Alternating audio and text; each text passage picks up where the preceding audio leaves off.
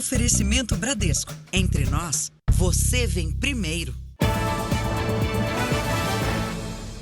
Boa noite. Boa noite. 110 queixas de abertura de empréstimo consignado sem autorização são registradas todos os dias nos PROCONs do país. Parte das reclamações é feita por aposentados que caem no golpe da portabilidade da dívida. Estelionatários oferecem condições mais vantajosas para conseguir os dados da vítima e contratar novos empréstimos. Aos 63 anos de idade, esse aposentado que prefere não se identificar não imaginava que seria vítima de um golpe. Nunca imaginei isso na minha vida.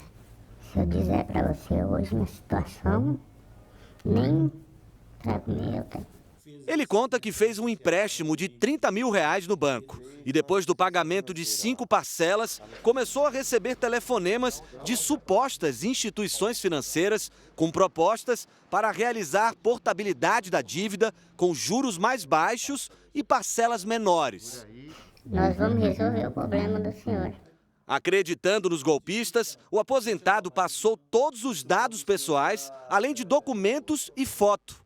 Com essas informações, os estelionatários fizeram outros empréstimos sem autorização da vítima. E a promessa de portabilidade era mentira, não foi realizada. E a primeira dívida ainda continua existindo. A soma de todos os empréstimos no nome do aposentado chega a R$300 mil. E ia quitar minha dívida. Eu não ia ficar devendo para eles. Foi isso que eu caí. Infelizmente, os senhores ali, os aposentados, que são os alvos desses golpistas, caem e aceitam esse novo empréstimo para diminuir a parcela, mas eles estão ali aumentando um empréstimo, uma parcela e estão diante de um golpe. De janeiro a abril de 2023 foram registradas mais de 13 mil queixas de empréstimo consignado sem autorização nos PROCONs de todo o Brasil. Só em São Paulo, o aumento foi de 86% em relação ao mesmo período do ano passado. Idosos com idade entre 61 e 70 anos são as principais vítimas.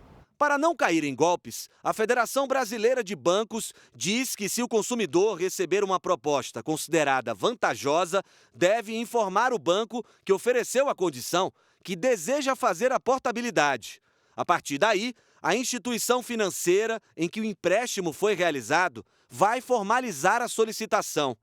Na dúvida, o recomendado é entrar em contato nos canais oficiais do banco ou ir presencialmente até a agência. Nunca uma empresa financeira ela vai perder dinheiro. Se o seu empréstimo é de R$400 a parcela, é praticamente impossível que alguém consiga reduzir essa parcela para R$200. O aposentado que foi vítima do golpe aprendeu a lição da pior maneira possível. Eu não tenho vantagem, eu só tenho prejuízo. Estou desconfiado. Sempre. Veja agora outros destaques do dia. Polícia Federal prende mais um suspeito de integrar quadrilha de tráfico de drogas no Aeroporto Internacional de São Paulo. Droga que provoca efeito zumbi é encontrada em presídios no Rio de Janeiro. Câmara aprova a urgência para o projeto que institui a nova regra fiscal. Dallagnol reage e diz que mandato foi cassado por ter combatido a corrupção. Príncipe Harry e Meghan Markle são perseguidos por paparazzi em Nova York. E na série especial, o trabalho dos socorristas que atendem os animais silvestres vítimas do tráfico.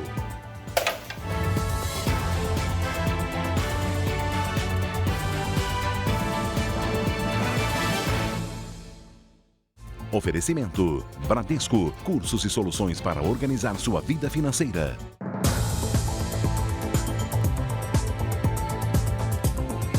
A Polícia Federal prendeu mais um funcionário do Aeroporto Internacional de São Paulo que participava de um esquema de tráfico internacional de drogas. A quadrilha investigada é a mesma responsável pela troca das etiquetas das malas de 2 brasileiras presas na Alemanha há pouco mais de 2 meses. O objetivo da Polícia Federal era cumprir 6 mandados de busca e apreensão e 2 de prisão temporária. Um homem foi preso em casa e o outro está foragido. Os dois são funcionários terceirizados do Aeroporto Internacional de São Paulo, em Guarulhos, e suspeitos de colocar etiquetas com nomes de passageiros inocentes em malas cheias de drogas enviadas ao exterior. A troca da identificação é feita dentro do aeroporto, sem que ninguém perceba. Com o desenrolar das investigações, talvez encontremos aí outros funcionários de outros aeroportos praticando a mesma conduta. A Polícia Federal descobriu a fraude em abril, depois que Kátia Bahia e Jeane Paolini foram presas na Alemanha injustamente. Elas ficaram 38 dias em uma penitenciária. Você sai para uma viagem de férias para se divertir e, de repente, você é acusada de um crime gravíssimo com uma pena alta. Estas imagens mostram quando um homem retira as etiquetas das malas das duas brasileiras. As bagagens apreendidas na Alemanha com os nomes delas tinham 20 quilos de drogas cada uma e eram completamente diferentes das malas despachadas por elas no Brasil. E que as etiquetas sim tinham os nossos nomes, mas não se tratavam das nossas malas. Tinha tamanho, cor, peso diferente das nossas malas. Na primeira fase da operação, em abril, 6 pessoas foram presas. Agora, a polícia tenta identificar essas duas mulheres que aparecem levando as malas cheias de drogas para o aeroporto. Vão responder por associação criminosa, tráfico internacional de drogas. No Rio de Janeiro, a Polícia Civil identificou e apreendeu a droga K9 em presídios da região metropolitana. Os investigadores tentam descobrir como o entorpecente sintético que se espalhou em São Paulo chegou ao estado. A confirmação da chegada da droga ao Rio de Janeiro foi feita aqui, nesse laboratório da Polícia Técnico-Científica. A K9 é um entorpecente produzido em laboratório e tem como base os canabinoides sintéticos. De alto poder alucinógeno, a droga pode causar dependência logo no primeiro uso. Essas drogas, elas afetam principalmente o sistema nervoso central. Então, são os efeitos principais que ocorrem. Pode ser agressividade, ansiedade, vômito, pode chegar a alucinações e até mesmo a morte. A polícia investiga como o entorpecente chegou ao Rio. A suspeita é de uma possível parceria com traficantes paulistas. Em São Paulo, a droga sintética já se espalhou por várias regiões. É encontrada em forma líquida, borrifada em papel ou em cristais. Acreditamos que esse intercâmbio seja de fato de São Paulo, porque é onde acreditamos que essas produções estão concentradas, normalmente laboratórios clandestinos. Aqui no Rio de Janeiro, a K9 foi localizada em 4 presídios da região metropolitana. Em todos os casos, a droga estava diluída em papel. De acordo com os investigadores, é uma forma de dificultar a fiscalização realizada por agentes do sistema carcerário. Ela entra nos presídios por ser um papel, às vezes um desenho de uma criança.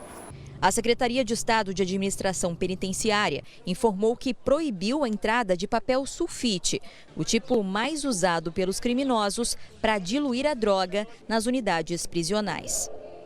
Em Minas Gerais, uma mulher foi resgatada de um cárcere privado após pedir socorro através de um bilhete colocado no caderno do filho. A professora leu o recado e acionou a Guarda Municipal. O pedido de socorro veio por este bilhete colocado dentro do caderno do filho. Em um texto curto, a mulher pediu para que a polícia fosse chamada e relatou que era agredida há 4 dias. Ela foi mantida refém dentro da própria casa pelo ex-marido. No final de abril, ele foi preso por violência doméstica, mas foi liberado com o uso de tornozeleira eletrônica. Mesmo assim, Renan insistia em ter contato com a ex-mulher. Pulou a janela do meu quarto e me pegou dentro do quarto do meu filho.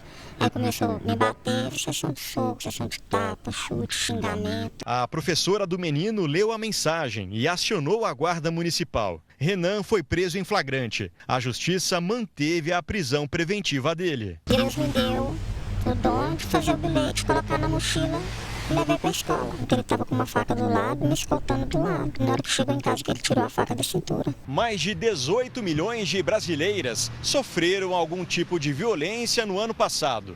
Segundo o levantamento, em mais da metade dos casos, o autor da agressão é o ex-companheiro ou o atual parceiro da vítima. A gente pode evitar que esses crimes aconteçam, conscientizando os poderes públicos e a sociedade civil que todos nós temos que agir contra a violência. A mulher, resgatada pela Guarda Municipal, espera que o ex-companheiro siga preso. Espero que o juiz deixe ele preso, que ele tem que pagar pelo que fez.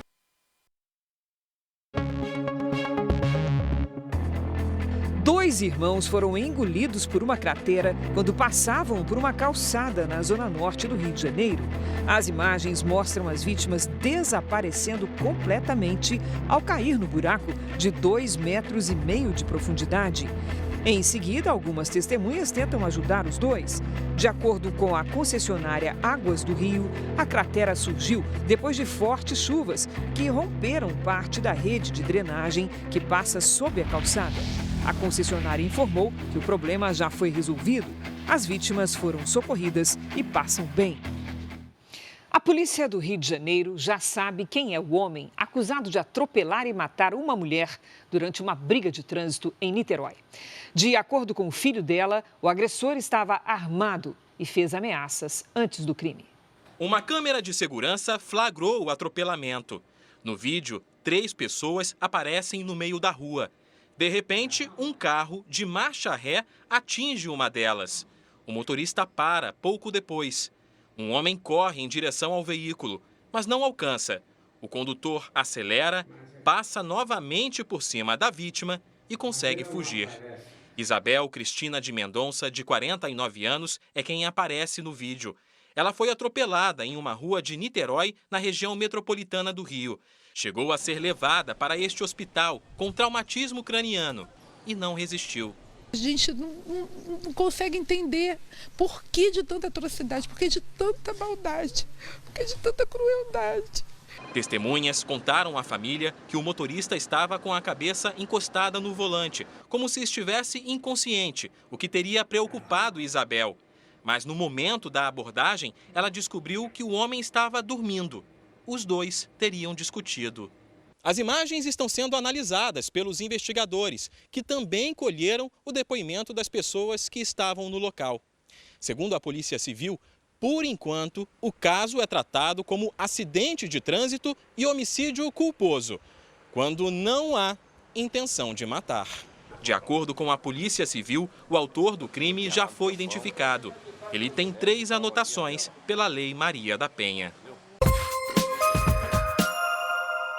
Um navio carregado de minério de ferro com bandeira da Nigéria está encalhado na Baía de Sepetiba, no Rio de Janeiro. A embarcação seguia para Singapura e teve uma parte do casco danificada. Segundo o Instituto do Meio Ambiente, não houve vazamento de óleo. Uma fábrica de armas clandestina foi descoberta numa casa em Teresina, no Piauí. Revólveres e fuzis foram apreendidos. Um homem foi preso. Suspeitos de aplicar golpes em idosos foram alvo de busca e apreensão em Salvador, na Bahia. Eles ofereciam cotas de fundos imobiliários que não existem. Uma mulher de 85 anos afirma que perdeu quase R$1 milhão. Um turista italiano morreu afogado na praia da Barra da Tijuca, no Rio de Janeiro. O mar estava agitado quando Marco Nastasi, de 39 anos, entrou na água. O homem chegou a ser socorrido, mas não resistiu. Uma pesquisa mostra que mais de 80% dos pacientes já encontraram alguma dificuldade ao usar o serviço público de saúde em São Paulo. As principais queixas são o tempo de espera e a dificuldade para a realização de exames. A escada para chegar em casa é apenas um dos obstáculos que a dona Maria enfrenta. Ela tem diabetes crônica e a catarata levou a visão do olho direito e comprometeu mais de 80% da do olho esquerdo. A espera por uma consulta com especialista na rede pública para ser encaminhada à cirurgia já dura 3 anos. Mesmo com guias de urgência, não consegue atendimento. É muito difícil conseguir horário, é muito difícil conseguir médico. Eles ficam falando que eu tenho de esperar, que eu estou na fila, que tem muita gente, por isso que eu tenho de esperar. Fica jogando um eu para um canto para o outro, que nem bola de ping-pong. Uma pesquisa feita pelo Sindicato dos Hospitais, Clínicas e Laboratórios do Estado de São Paulo mostrou que 83% dos entrevistados já tiveram alguma dificuldade para usar o Sistema Único de Saúde e que, de um modo geral, o acesso é feito de maneira incorreta, dificultando o atendimento e aumentando os custos.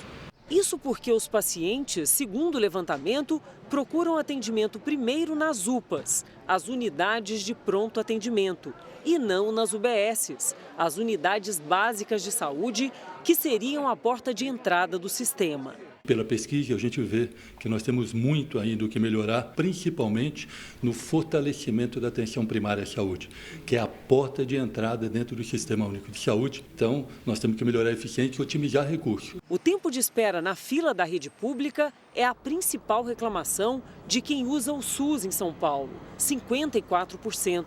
Em seguida, vem a demora em conseguir encaminhamento para a realização de exames, 38%.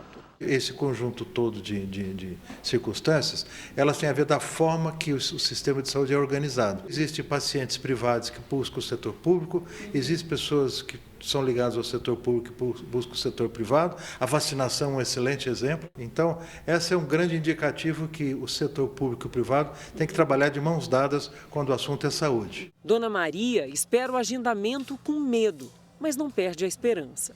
Eu tenho medo de ficar cega, né? Mas tenho muita fé em Deus, tenho esperança, né? Em Brasília, a Câmara dos Deputados instalou hoje 3 comissões parlamentares de inquérito. O repórter Tiago Nolasco tem os detalhes. Olá, Tiago, boa noite. Oi, Cris. Boa noite para você, para o Celso e para todos. Durante o trabalho das comissões, os parlamentares vão poder convocar testemunhas e colher provas. Uma delas vai investigar as invasões do MST e tem como presidente o deputado Coronel Zuco, do Republicanos do Rio Grande do Sul, e como relator Ricardo Salles, do PL de São Paulo. A investigação sobre o rombo milionário das lojas americanas é presidida pelo deputado Gustinho Ribeiro, do Republicanos de Sergipe. O relator é Carlos Chiodini, do MDB de Santa Catarina. Já a CPI das apostas esportivas será comandada por Júlio Arcoverde, do PP do Piauí. A relatoria do deputado Felipe Carreiras, do PSB de Pernambuco. Já a CPMI, que vai investigar os atos violentos do dia 8 de janeiro, deve ser instalada na semana que vem. As comissões parlamentares de inquérito têm prazo de 120 dias, que pode ser prorrogado por mais 60 dias para concluir as investigações. É com vocês aí em São Paulo. Obrigada pelas informações, Nolasco. E de Brasília, nós vamos agora ao outro lado do planeta, ao Japão, com a nossa enviada especial, Renata Varandas, porque o presidente Lula está a caminho de Hiroshima, onde ele vai participar do encontro do G7, o grupo das 7 nações mais ricas do planeta. E a Renata Varandas tem os detalhes. Olá, Renata, bom dia para você aí no Japão. Olá, Cris, Celso. Boa noite a vocês aí no Brasil. Olha, já vai ser madrugada de sexta-feira aqui em Hiroshima, quando o presidente Lula e a comitiva desembarcarem para participar do G7. A segurança por aqui foi bem reforçada. O recente ataque ao primeiro-ministro Fumio Kishida e a presença de líderes mundiais levaram a aumentar a quantidade de policiais. Nos próximos dias, Lula se reúne com o primeiro-ministro do Japão, com o chanceler alemão e com o primeiro-ministro da Índia. Os principais objetivos da cúpula são discutir as mudanças climáticas, a segurança alimentar e a paz mundial.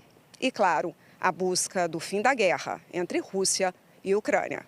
Cris e Celso. Obrigada, Renata. Sucesso na missão. O presidente do Equador, Guilherme Lasso, dissolveu o Congresso do país e convocou novas eleições parlamentares. De dissolver a Assembleia Nacional por grave crise política. A medida está prevista na Constituição do país, mas nunca tinha sido usada. Militares cercaram o Congresso para impedir a entrada de parlamentares. A decisão é uma maneira de interromper o processo de impeachment contra Guilherme Lasso, eleito em 2021. O presidente é investigado por desvio de dinheiro em contratos do governo. Ele convocou novas eleições que devem ocorrer em 6 meses. Até lá, vai governar apenas por decretos. A Justiça da França manteve a sentença de 3 anos de prisão do ex-presidente Nicolas Sarkozy por corrupção e tráfico de influência. Em 2021, ele havia entrado com um recurso, que foi negado hoje. Sarkozy deve cumprir a pena em casa, usando tornozeleira eletrônica. Fortes chuvas provocaram a morte de pelo menos 9 pessoas no norte da Itália. 50 mil moradores ficaram sem luz e 5 mil foram resgatados por botes ou helicópteros. A organização da Fórmula 1 anunciou que foi cancelado o Grande Prêmio da Emília-Romanha, em Imola, que seria realizado no fim de semana. Na Espanha, Daniel Alves entrou com um novo pedido de liberdade condicional. A defesa alega que o risco de fuga é inexistente, porque causaria uma desgraça na vida dos familiares do jogador. Ele está preso, acusado de estuprar uma jovem. O lateral nega as acusações. O tempo seco deixa as cidades do centro-oeste do Brasil sob alerta. A Lidiane Sayuri chega com as informações sobre essas temperaturas mais baixas e o ar seco persistente. Oi, Lid, boa noite. Eu vivi 42 anos essa situação lá em Brasília. Secura braba. Secura, e a gente sente, né, Cris? Boa noite para você, boa noite, Celso, boa noite a todos. A falta de nuvens no céu indica a maior concentração de poluentes, mesmo com as temperaturas baixas. Nesta quinta-feira, faz sol em todas as áreas claras do mapa e a umidade do ar fica bem abaixo dos 60%, considerados ideais pela Organização Mundial da Saúde. Além do incômodo para respirar, o tempo seco aumenta o risco de queimadas em todas as áreas destacadas aqui no mapa. Em Porto Alegre, dia ensolarado com 25 graus. Em Vitória e em Brasília, máxima de 28. Em São Luís e em Porto Velho, faz até 33. Em São Paulo, a temperatura sobe devagar, não passa dos 23 graus à tarde. No Rio de Janeiro, tempo firme e mar agitado, com máxima de 25. Em Salvador e em Macapá, chuva e sol com risco de alagamentos. Tempo delivery para o Guilherme de Pauçu, São Paulo. Vamos lá. Oi, Guilherme. Os próximos dias serão típicos de outono e dá até para registrar um pôr do sol colorido. Se você flagrar, manda aqui pra gente. O friozinho do amanhecer continua até sábado, quinta e sexta, com 26 graus. O Eudivânio é de Primavera do Leste, Mato Grosso. Oi, Eudivânio, tudo bom? Olha, nada de chuva por aí também. Os próximos dias seguem com muito sol e calor acima dos 31 graus até sábado. Peça também previsão personalizada aqui no nosso Tempo Delivery. Basta usar a hashtag #VocêNoJR pelas redes sociais. Cris, Celso. Obrigada, Lid. Até amanhã, Lid. Veja a seguir. Pesquisadores brasileiros estudam cogumelos alucinógenos para combater o tabagismo e também transtornos psicológicos. Câmara aprova regime de urgência para nova regra que quer impedir o crescimento da dívida pública. Votação definitiva será na semana que vem. Deltan Dallagnol diz que teve mandato cassado pelo TSE por combater a corrupção. Na série especial, a rotina dos profissionais que cuidam de animais selvagens.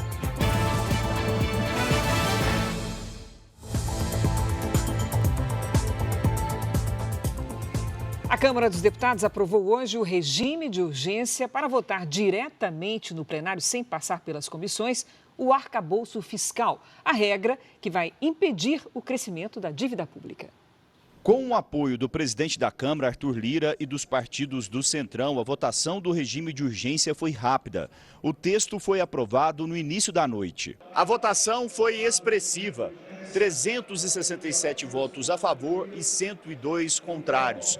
Com a aprovação do regime de urgência, a nova regra para impedir o crescimento da dívida pública, o chamado arcabouço fiscal, que vai substituir o teto de gastos, terá tramitação acelerada.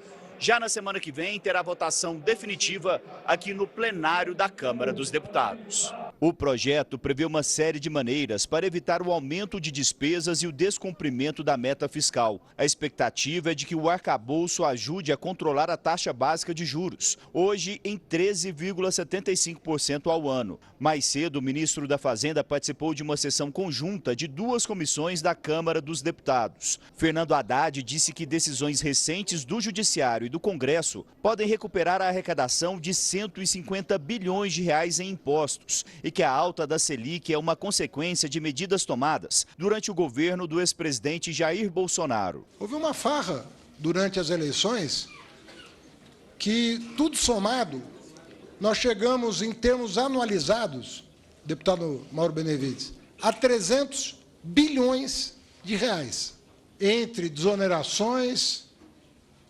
gastos adicionais, auxílios, tudo aquilo que foi feito de maio, junho do ano passado até a eleição. A autoridade monetária subiu a taxa de juros por completo descontrole das contas públicas.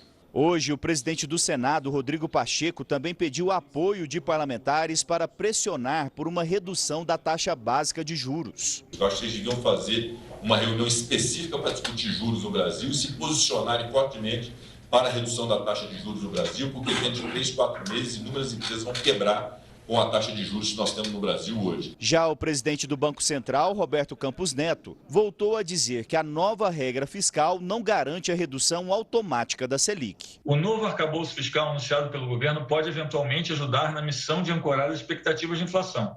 Aí avaliamos que as novas regras evitam os cenários mais extremos da trajetória de dívida pública. No entanto, não há uma relação mecânica entre a política monetária e a apresentação do arcabouço fiscal. Depois de ter o mandato cassado, o agora ex-deputado Deltan Dallagnol criticou o Tribunal Superior Eleitoral. Ele disse que perdeu o mandato por combater a corrupção. Acompanhado de parlamentares de oposição, Deltan Dallagnol voltou a dizer que foi alvo de vingança do Tribunal Superior Eleitoral. Cassar um mandato, cassar milhares de votos é mexer com o que existe de mais sagrado no sistema democrático, no sistema eleitoral, que é o poder do voto, que é a soberania popular. Eu fui cassado por vingança. Eu fui cassado porque eu ousei o que é mais difícil no Brasil: enfrentar um sistema de corrupção, os corruptos mais poderosos do país. Ontem, por unanimidade, o plenário do TSE cassou o registro de candidatura do ex-procurador do Ministério Público, que ficou conhecido pela atuação na Operação Lava Jato. Ele foi o deputado mais votado do Paraná nas eleições do ano passado. Os ministros do TSE entenderam que Dallagnol deixou o cargo de procurador para evitar uma eventual condenação em um processo administrativo no Conselho Nacional do Ministério Público, que poderia deixá-lo inelegível, segundo a lei da ficha limpa. Hoje, o governo federal ironizou a cassação de Deltan. Em uma rede social, destacou as ações realizadas desde 1º de janeiro, imitando um PowerPoint que o então procurador fez para mostrar a influência de Lula nas investigações da Lava Jato. Com a cassação, o Tribunal Regional Eleitoral do Paraná fez a retotalização dos votos para deputado federal. Quem vai substituir Deltan Dallagnol na Câmara é Itamar Paim, do PL. Em Minas Gerais, 5 homens condenados por crimes sexuais foram presos hoje em uma operação contra a pedofilia. Os 5 detidos têm entre 40 e 72 anos. Todos já haviam sido condenados pela Justiça por crimes sexuais contra menores. A operação de hoje, em Belo Horizonte e em Contagem, na região metropolitana, tinha também o objetivo de conscientizar responsáveis sobre abusos em redes sociais. Alguns casos aqui, a situação do abuso presencial e físico, ela foi uma evolução de um contato e de um abuso anterior que foi realizado de forma virtual. Segundo a polícia, em 80% dos casos, a violência sexual contra crianças e adolescentes adolescentes é praticada por pessoas próximas aos menores. Nas prisões de hoje, os 5 homens tinham algum vínculo com as vítimas, que têm entre 5 e 15 anos. Foi a mudança de comportamento delas que chamou a atenção das famílias. Elas vão deixar transparecer algum tipo de alteração comportamental. No Rio Grande do Sul, uma mulher é suspeita de submeter as 3 filhas de 8, 10 e 12 anos à exploração sexual. Segundo as investigações, ela recebia a mesada de um homem que abusava das meninas e produzia material pornográfico. Os 2 foram presos e as crianças encaminhadas a um abrigo. A polícia busca agora outras 10 mulheres que também ofereciam as filhas em troca de dinheiro. A polícia tenta identificar uma quadrilha que invadiu uma transportadora em Mauá, na Grande São Paulo. Cerca de 20 criminosos fizeram os funcionários reféns e levaram uma carga de mais de 400 pneus.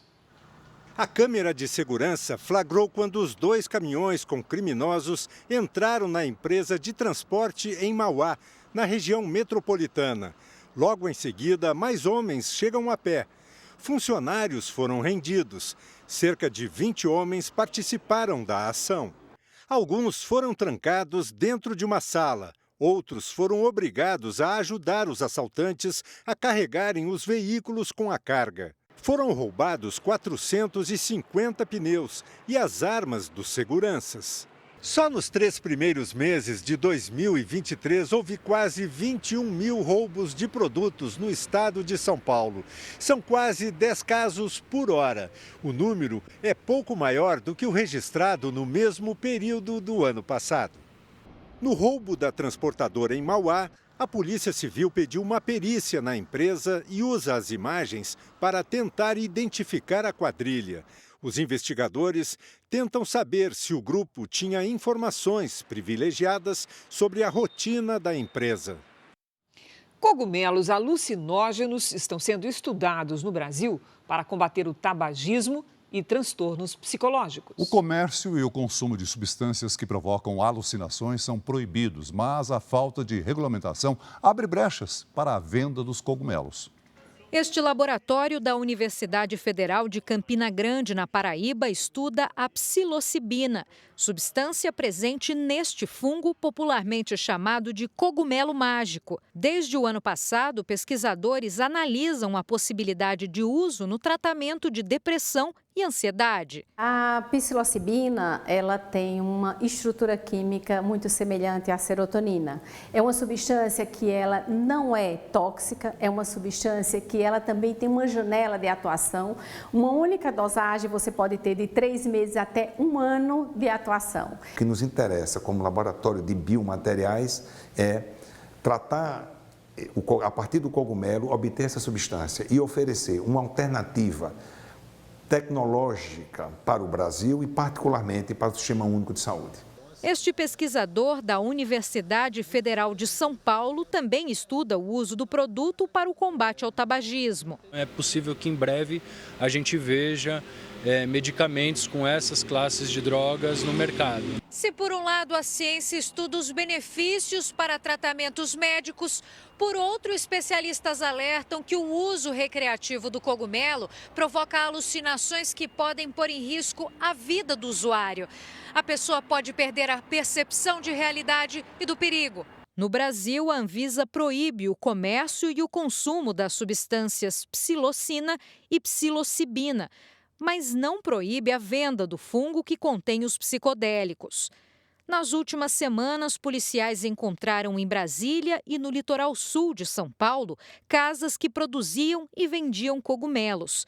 Para este advogado, a clareza na regulamentação da Anvisa pode ajudar pacientes e combater o uso indevido. A lei de drogas visa impedir o uso indevido e não o uso terapêutico, não o uso medicinal. Os pacientes, os interessados na sua aplicação clínica vão ter que se mobilizar para pressionar o Estado por uma regulamentação que inclua a todos os interessados nessa matéria. A cada 100 compras realizadas na internet no estado de São Paulo, 5 são fraudes. Comerciantes que vendem online relatam prejuízos com golpistas que usam cartões clonados. Fernando e Camila são donos desta loja de computadores e apostaram nas vendas em um site de comércio eletrônico para ajudar no crescimento do negócio. Mas o casal acabou vítima de golpes. Um deles causou prejuízo de R$5 mil. Fez a compra, aprovou tudo, eu fui e enviei esses 3 processadores. Quando eu cheguei dia 2 para trabalhar, estava lá que o cliente cancelou, mas eu já tinha enviado o produto. Depois de cair em vários golpes, o Fernando mudou a plataforma para vender seus produtos na internet. Ele criou um site próprio com outro sistema de segurança. As fraudes diminuíram, as vendas também. E aumentou o número de pedidos negados pela operadora do cartão de crédito. Essas marcações em vermelho aqui são pedidos que foram negados, só no mês de maio, quase sempre pelo mesmo motivo. O Fernando mostra para a gente, operação de alto risco. Um estudo de uma empresa de sistema antifraude mostra que, na cidade de São Paulo, os golpes contra comerciantes que vendem pela internet chegaram a R$222 milhões nos primeiros 4 meses deste ano, contra R$205 milhões no mesmo período do ano passado, um aumento de 8,3%. O fraudador ele compra um CPF clonado, ele compra um cartão clonado e ele usa isso para comprar produtos em toda a loja online e revende esse produto geralmente por um preço menor. Em todo o estado de São Paulo, as fraudes detectadas somaram R$328 milhões. De cada 100 pedidos, 5 eram de fraudadores, tentando fazer a compra. O consumidor ele tem uma proteção grande ao usar o cartão de crédito, porque se você usa o cartão de crédito e ele é clonado, ou a loja não entrega o produto, é uma loja falsa, você consegue ligar no banco e pedir o dinheiro de volta e o banco te reembolsa. Agora, se você é um lojista, o jogo é outro, porque é você que paga a fraude. O lojista é que arca com o prejuízo do produto que já foi enviado e o dinheiro que ele não vai receber. Eu acho que tem que criminalizar mais esse tipo de fraude de internet, porque não tem pena, não tem justiça nesse caso, né?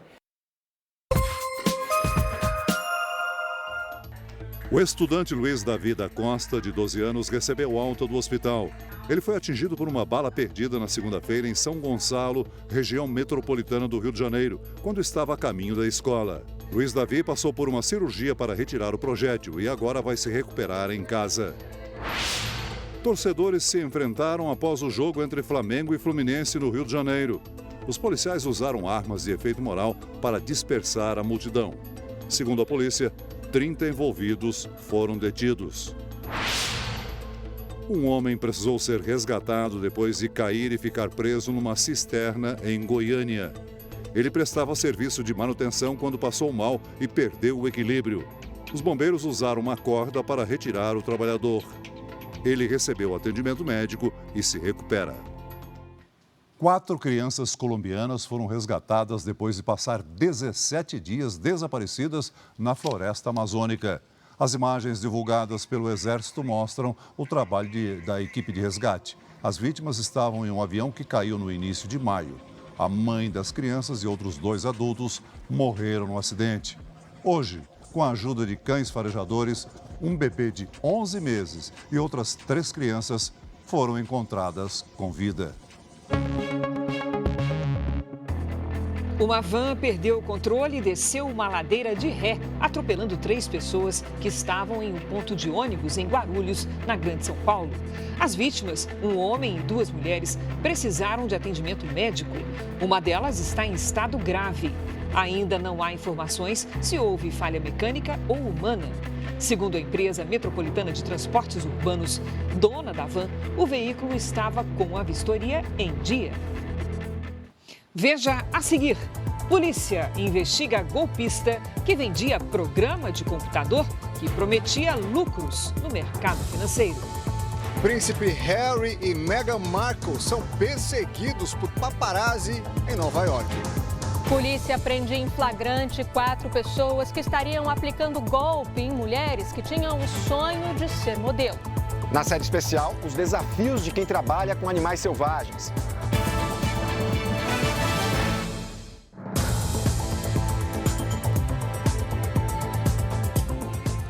No Rio de Janeiro, a polícia prendeu 4 suspeitos de aplicar golpes em mulheres que queriam tentar a carreira de modelo. O golpe incluía o pagamento antecipado para conseguir uma suposta vaga.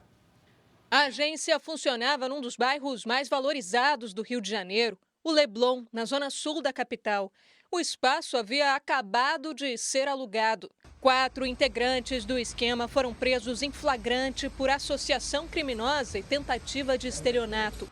Hugo de Larnes, Jaqueline Ribeiro, Carlos Feldman e Kathleen Maciel.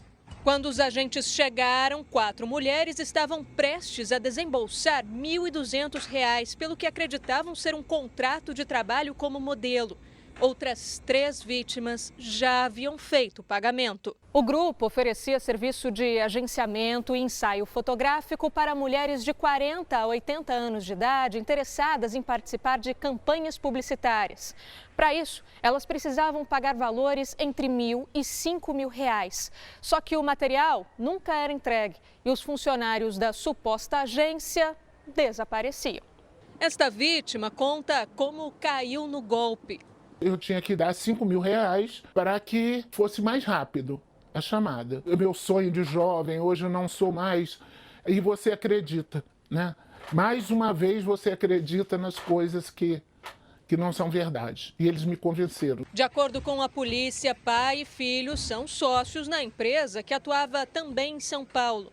O pai, Carlos Feldman, está entre os detidos. Contra ele tem 16 anotações criminais em São Paulo, já 6 aqui, inclusive 2 pedidos de prisão para esse sócio e para o filho dele, que também não estava lá no momento, mas a gente sabe que está aqui no Rio de Janeiro e também realiza esse tipo de operação. A equipe da Record TV não conseguiu contato com a defesa dos presos.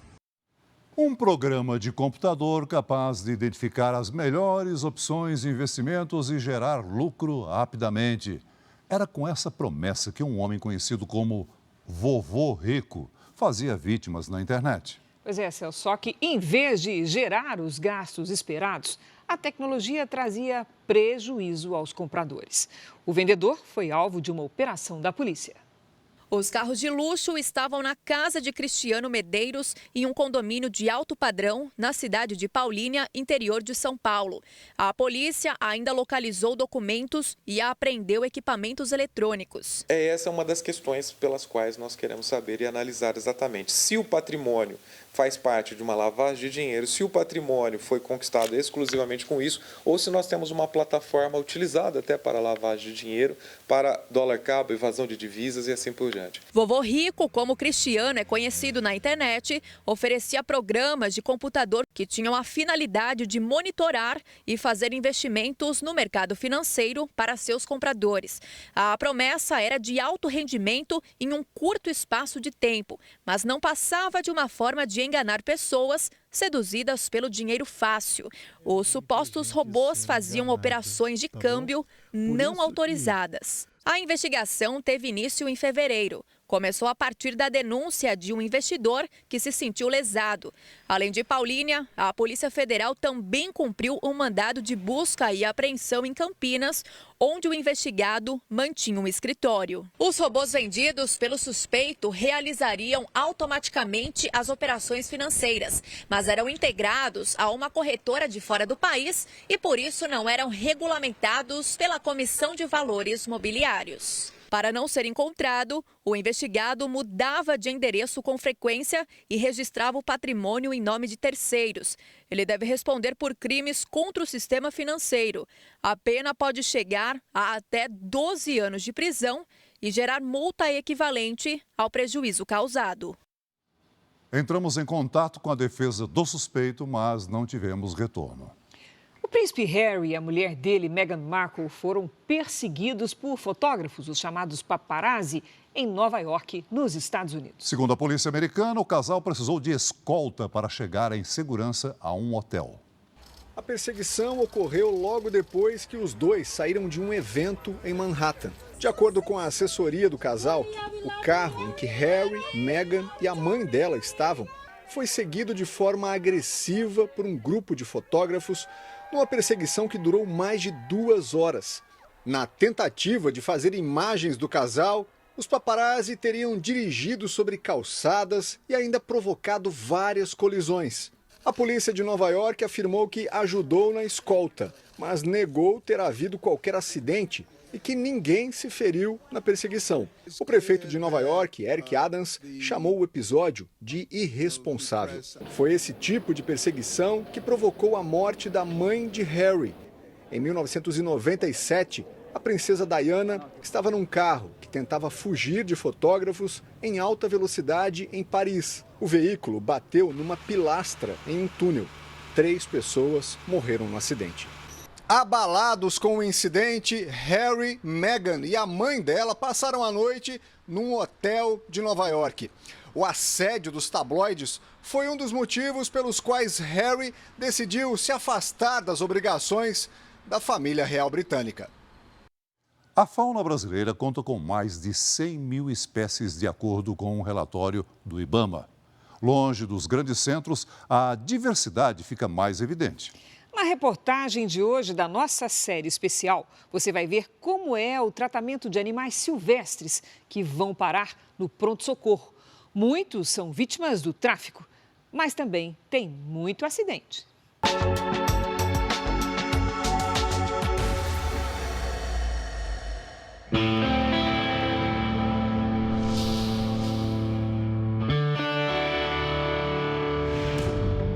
Quem trabalha por aqui sabe que é melhor respeitar esse aviso. Do outro lado, pode ter um bichinho como este. Olha o barulho. Dá para escutar? E ela, quando fica estressada, ela fica barulhentinha. E ela já tá avisando a gente, não vem que não é legal. Quem lida com a jiboia é Jorge, um veterinário experiente. Diretor deste hospital universitário em Americana, no interior de São Paulo. Ele trabalha com animais silvestres há 10 anos. Então a ideia é a gente imobilizar, né, com o gancho, mas ela está esperta já. A gente tem feito isso com frequência, então ela já está ligeirinha. Tem que agarrar com força aí, né? Na verdade é mais jeito do que força. A cobra está machucada. Embora não seja venenosa, é importante que ela também não machuque ninguém. Uma mordida faz estrago. Mal por ser de vida livre, ela fica o tempo todo esbravejando e tentando se defender. Você vê a quantidade de gente que tem aqui. Tem 4 pessoas manuseando. É um bicho de mais ou menos 2 metros, 12 quilos, com bastante força. Os profissionais higienizam a ferida e a cobra vai para um banho em água morna para acelerar o metabolismo. Como é um animal selvagem, não veio de cativeiro, o ideal é que eu mantenha uma distância, não chegue mais perto do que isso, porque ela pode dar um bote. Essa cobra, ela foi trazida para cá há 9 dias depois de ter sido atingida por uma roçadeira durante um trabalho da prefeitura numa área pública aqui da cidade. E o ferimento que ela teve é bastante grande. A ressonância magnética e a radiografia mostraram que a serpente teve fraturas em pelo menos 5 vértebras. Dificilmente ela volta para a natureza, mas se conseguir se recuperar, ainda pode viver em cativeiro. Que tipo de comprometimento poderia levá-la à necessidade de eutanásia? Pensar em eutanásia. Então, na verdade, aqui, né, como a gente tem essa lesão e a medula passa aqui entre as vértebras, né, no pior dos quadros, ela pode perder a movimentação, né, do foco da lesão até ponta de cauda. É um animal que, até para se alimentar, ele depende da constrição, né, então ela tem que conseguir apertar a sua presa para sufocar a presa para depois ingerir. Quando a água começa a esfriar, a paciente deve ser retirada do banho, um momento mais complicado. Ela dá o bote no que encontra pela frente. Vai para o chão, onde se sente mais à vontade. Com calma, Jorge imobiliza a jiboia e a posiciona novamente. Depois de receber a pomada no ferimento, ela volta para a caixa onde se recupera. Há 15 dias, este outro animal selvagem também foi trazido para o hospital depois de ser atropelado por um carro. O acidente quebrou o casco do cágado. A equipe do hospital cuidou do bicho e, em linguagem popular, juntou os pedaços do casco novamente com fio cirúrgico e resina. Rapidamente isso infeccionaria, né? Provavelmente levaria ele a uma septicemia e esse animal com certeza viria a óbito. Esse dá para dizer que está salvo? Esse dá para dizer que está salvo. Dessa lesão aqui está salvo. Agora daqui para frente é isso cicatrizar e ele não sofrer mais nenhuma injúria, né? Não passar por mais nenhuma emoção muito forte. Hoje o trabalho é em campo. O veterinário checa o material. Zarabatana para disparar dardos tranquilizantes. Kit de primeiros socorros e contenção.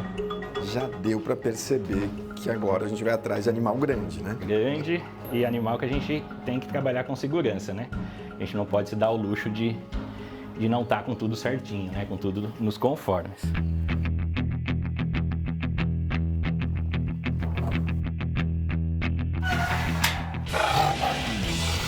São esses os pacientes. 8 onças, 5 pintadas e 3 pardas, que vivem em um mantenedouro da ONG Ampara Silvestre. Todos os animais aqui vieram de cativeiro ou foram resgatados quando eram filhotes. É o caso do Guarani, aquela onça parda macho, que foi encontrado em um canavial depois de uma queimada. Era um órfão bem pequeno. Este vídeo foi gravado alguns dias depois do resgate. O Guarani estava desnutrido e com algumas queimaduras. Quando filhotes, as onças pardas têm manchas como as pintadas, mas depois mudam a pelagem. Hoje, Guarani é uma onça saudável, imponente, como todas as outras que vivem aqui. Embora sejam animais territorialistas, algumas vivem em casais, como Xingu e Gaia, que não gostam nada de estranhos. Já a Catarina parece um gato gigante, só que também não dá para chegar muito perto. Jorge faz visitas periódicas ao mantenedouro para checar o estado de saúde das onças. E também está acostumado a resgatar esse tipo de animal. Mas o único acidente que teve até hoje foi com um bicho que parece inofensivo. O que houve? Eu tomei uma mordida de uma anta de zoológico, me tirou um pedaço da perna. É um risco que quem trabalha com silvestres sempre está exposto. No Instituto Libiu, o Jorge cuida da saúde de 130 animais das mais diversas espécies, resgatados do comércio ilegal. Só no ano passado foram apreendidos no Brasil mais de 62 mil animais vítimas do tráfico. Boa parte sofreu maus tratos, como esta arara vermelha, que teve os olhos queimados por traficantes. Para deixar o animal desorientado e facilitar o transporte, facilitar a venda desse animal. Esta outra chegou com o bico quebrado. A equipe de veterinários fez um postiço de metal e resina. Agora, ela começa a dar as primeiras bicadas sem a prótese, mas as castanhas ainda precisam ser quebradas para ela. É comum o veterinário se envolver com o paciente, mas para quem trabalha com silvestres, a maior prova de amor é saber desapegar na hora certa. O ponto alto é a reintrodução e a soltura. Então, toda vez que tem, por mais que a gente tenha se apegado, por mais que a gente tenha convivido, né, passados momentos, acho que a equipe toda é unânime em falar que prefere as lembranças, né, mas com o bicho solto, do que a convivência no dia a dia. Então, o objetivo maior é esse.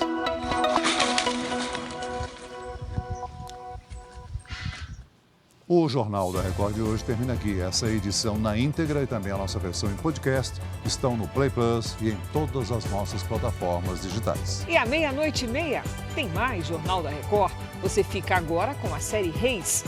E logo depois da novena Jesus, tem a última prova valendo vaga na mansão em A Grande Conquista. Ao vivo. Ótima noite para você. Boa noite.